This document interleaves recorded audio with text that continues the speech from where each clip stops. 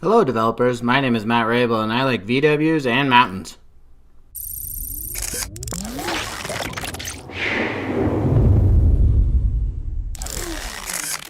Today I'd like to show you how to build an app with Ionic 4 and add user login and registration. So to begin, you'll need Ionic installed. If you don't have Ionic installed, you can use npm install-g Ionic. And because I like to lock versions down, this version is 4.12.0. Once you have Ionic installed, you can create a new Ionic app using Ionic start. We'll call it Ionic login and we'll use tabs.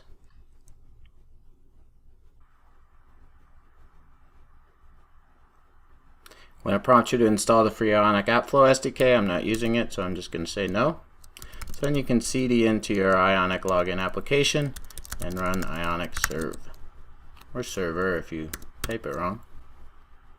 That'll build your application with Angular and then run it on port 8100. So you can see there it is running. If we open it up with the device toolbar, we can see what it looks like on an iPhone, and it looks pretty good. So now the next step is to add authentication with OpenID Connect. So you can do that by going to developer.okta.com and creating a forever free developer account. I already have an account, so I'll go ahead and just use that one. And you go to Applications, Add Application, and choose Native, since we're going to be deploying this to a phone. And we'll call it Ionic 4 app. And for the login redirect URI, Ionic also allows you to run PWAs, or progressive web apps. So I am going to enable that as well. And we'll set this to 8100, implicit callback. And even though it says implicit in the URL, we're actually going to use authorization code flow. So this is just one of the conventions that's used in the authentication package that I'll be using. So you click done, and then we do need to edit this to add some logout redirect URIs.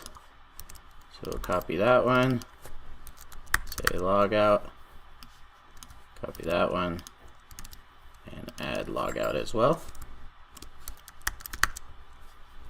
Then you'll see there's a client ID right here. We'll copy that and save it for later.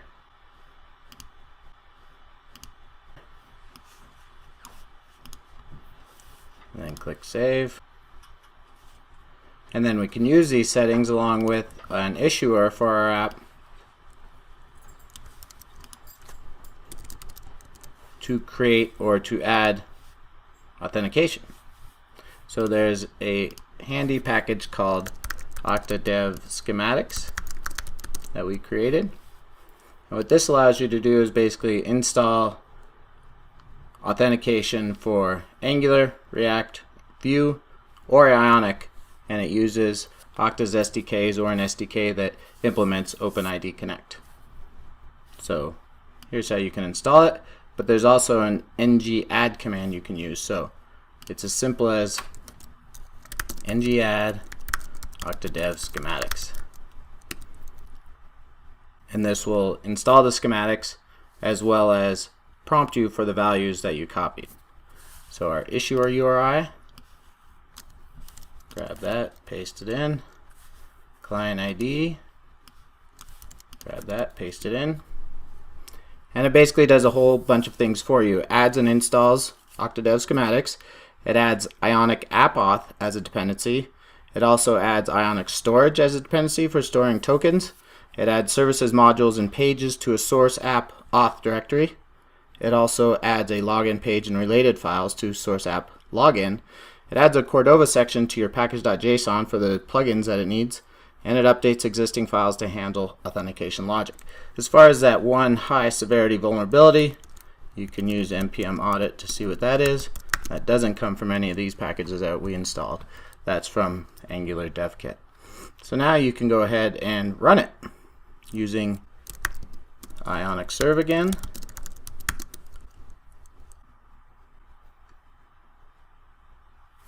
Now there's a login button. Click on that and you're logged in.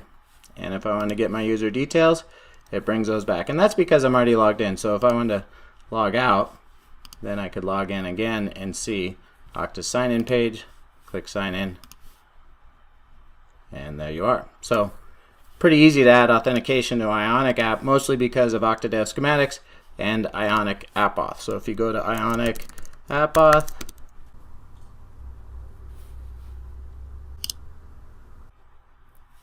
and so then you can find it on GitHub as well.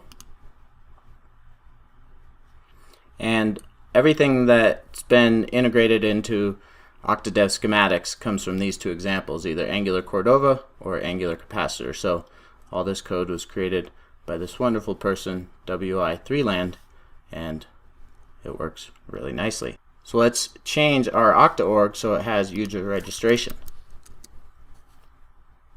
All you need to do is log into it, go to users, registration, and I've already enabled it here, so if I hadn't enabled it, I could hit disable and then save it. If you're a brand new user, when you come to this screen and you go to users registration, you actually see a whole different page with just one button that says enable it. So a little bit different after you've already enabled it once, but this is what it'll look like, and then there'll be a sign up link on the sign in page. So now if I just click save and then go back to the app, localhost 8100, I can sign out, sign in, and you'll see there's a sign up link.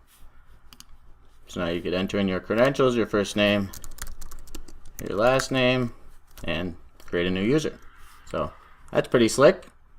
Now let's see how to run the app on iOS. So Cordova and Ionic make that fairly easy. All you have to do is run Ionic Cordova prepare iOS. And then when it prompts you to install it, say yes.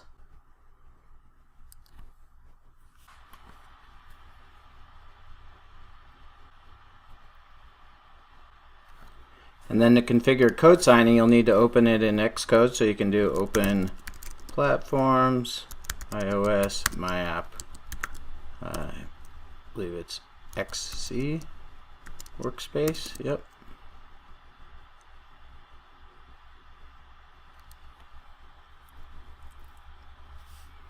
And then you click on the project name, configure your code signing, and then you should be able to run it.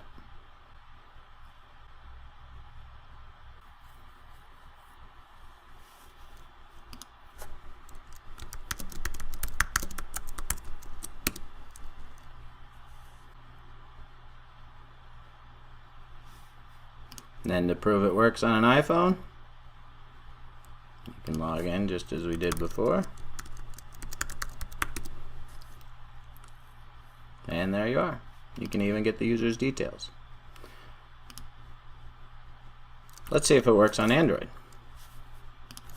On Android, you can do Cordova or Ionic Cordova prepare Android.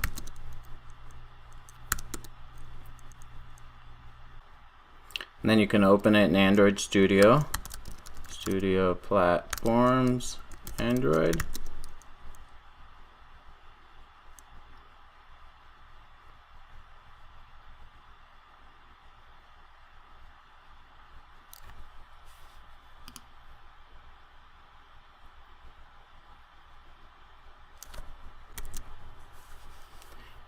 And you might have seen that I had that studio command that I was able to use. That is installed from Tools, Create Command Line Launcher.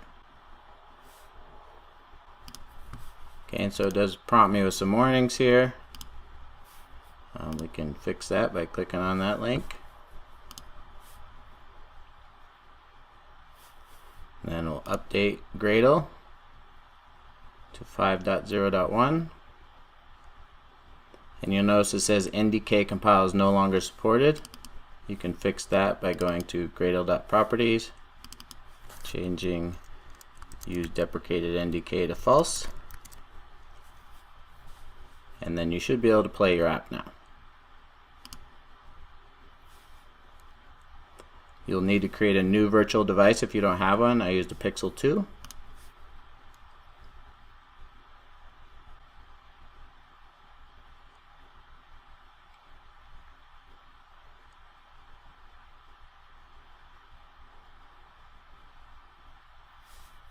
And then you can click login once it loads.